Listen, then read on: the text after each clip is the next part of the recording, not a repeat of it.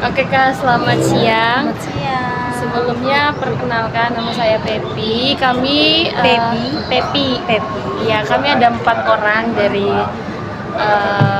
mahasiswa administrasi bisnis. Nah, di sini kami mau wawancarai Kakak sebagai owner di UMKM yang akan kami wawancarai. Nah, sebelum itu saya minta Kakak untuk memperkenalkan terlebih dahulu. Nama saya Tiara. Saya owner ya bisa dibilang ya. Iya. Dari UMKM yang namanya Fun Ice. Fun Ice, oke.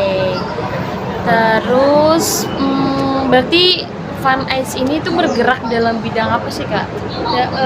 Apa ya, kayak bukan cemilan, bukan kayak minuman dan Minuman iya ya, minuman dan ice cream. Iya, es krim. Terus lokasinya di mana aja sih Kak? Selain di kampus Atmajaya Di ini? sini sama di Al-Azhar, Universitas Al-Azhar. Oke. Terus selama berdiri dari UMKM ini sudah berapa tahun Kak, atau sudah berapa? Iya, Bukannya dari tahun 2023 deh kalau nggak salah. oke, dari 2023 awal atau akhir Kak?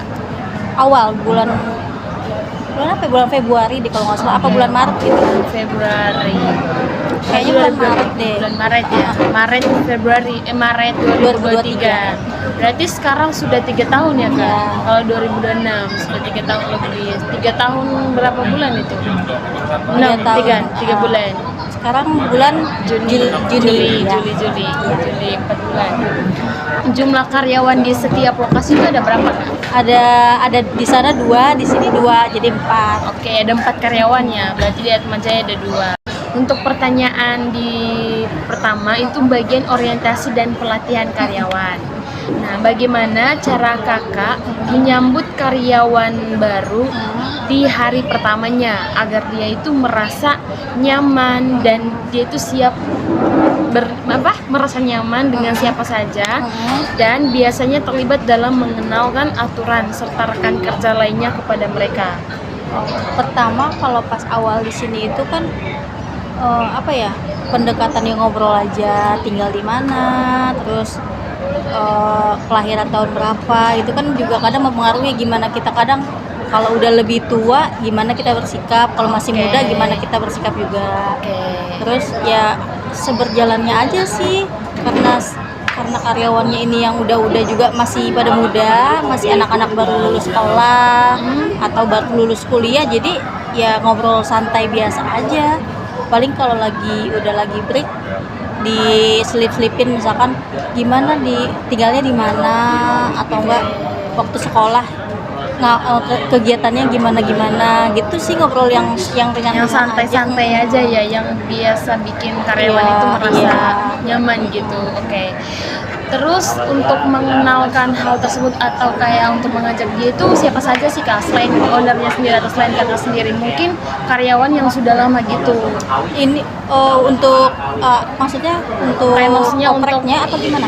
Bukan oprek sih Kak, kayak misalnya dia itu sudah kerja nih. Terus untuk mengenalkan berbagai aturan di dalam sebuah UMKM itu, adakah selain Kakak sendiri atau selain saya di luar ada gitu? Saya ada satu sekarang kan udah nggak di sini ya, karyawan saya udah nggak di sini. Dia sih yang lebih ke harus disiplin begini, harus bersih, harus apa, lebih ke dia sih yang kalau nata ini harus disiplin, ini harus begini dan begitu. Berarti ada juga ya selain Kakak ya? Mungkin lebih ke bisa dibilang senior mereka lah ya dulu. Mereka, oke. Seniornya udah lagi kuliah S2 soalnya. Iya. Sesekali sih paling, tapi datangnya ke sana, ke Al-Azhar, kan dia S1-nya di Al-Azhar. Tuh, jadi S2-nya lagi di Bandung. Sampai sekarang sih masih, kalau misalkan lagi ada miskomunikasi atau nggak lagi ada kesalahan apa, dia suka kita perbantukan untuk cari solusi kalau ada apa-apa. Betul sih Kak.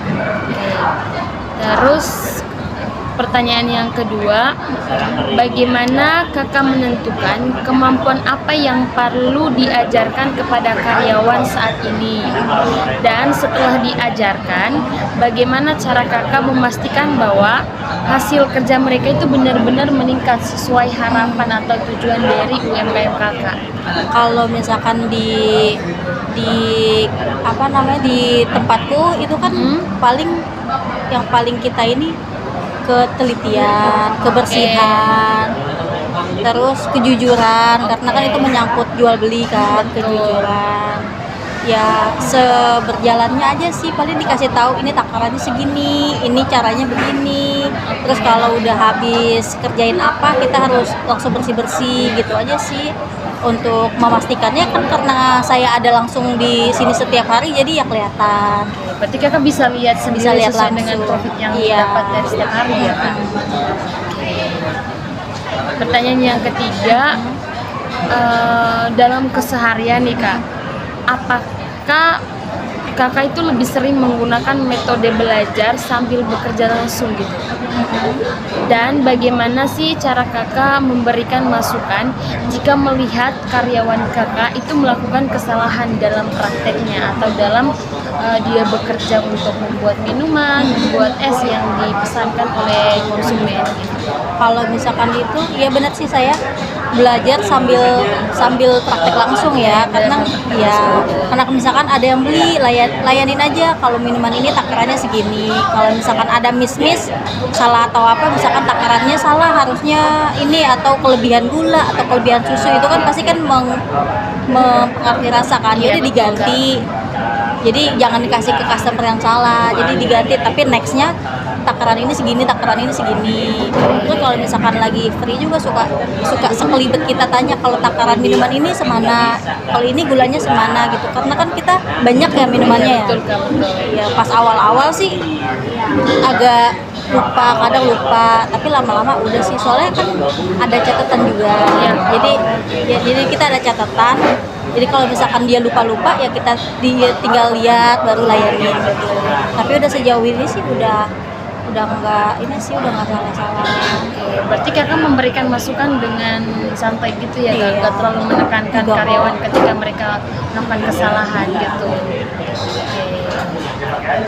Oke, pertanyaan dari aku tuh udah itu aja. Untuk pertanyaan yang pertama, bagaimana cara kakak menentukan besaran gaji atau upah yang diberikan kepada karyawan kakak di usaha Fun Ice ini? Terus faktor-faktor apa aja yang menjadi pertimbangan dalam penentuannya? Untuk gajinya itu kita ada presentasi ya, gimana harga pokoknya, harga penjualannya, terus gimana omset rata-rata per harinya, terus gimana biaya sewa gitu-gitu. Paling ada, kalau yang ngitung-ngitung itu sih sebenarnya buat saya, cuman kalau untuk menentukan gaji ya itu dari berapa harga sewa, berapa omset kita selama sebulan, terus berapa operasional yang harus dikeluarin, dan berapa juga harus ada yang di saving juga untuk kalau bulan-bulan kan di sini kalau di kampus itu kan ada liburnya, jadi kita ada kayak gitu, ada perhitungan itu. Pertanyaan kedua, bagaimana sistem atau mekanisme dalam pemberian upah yang diterapkan dalam usaha Fun Ice ini? Terus apakah pembayarannya ini dilakukan secara harian, mingguan, atau bulanan, dan atau berdasarkan hasil kerja tertentu?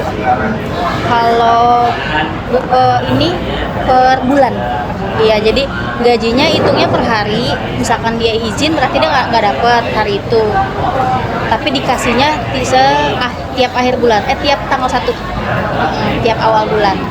Berarti ada pemotongan jika dia tidak hadir. Iya. Terus pertanyaan ketiga yang terakhir, selain gaji pokok, apakah Fun Ice ini memberikan bentuk kompensasi lain kepada karyawan seperti bonus, insentif, tunjangan, atau fasilitas lain? Terus kalau misalnya ada, bagaimana cara penentuan pemberian kompensasi? Kalau misalkan bonus paling THR, buat kan lebaran kita THR. Terus di bonus lainnya kalau misal di hari itu ada omsetnya itu ngelebihin dari hari biasanya.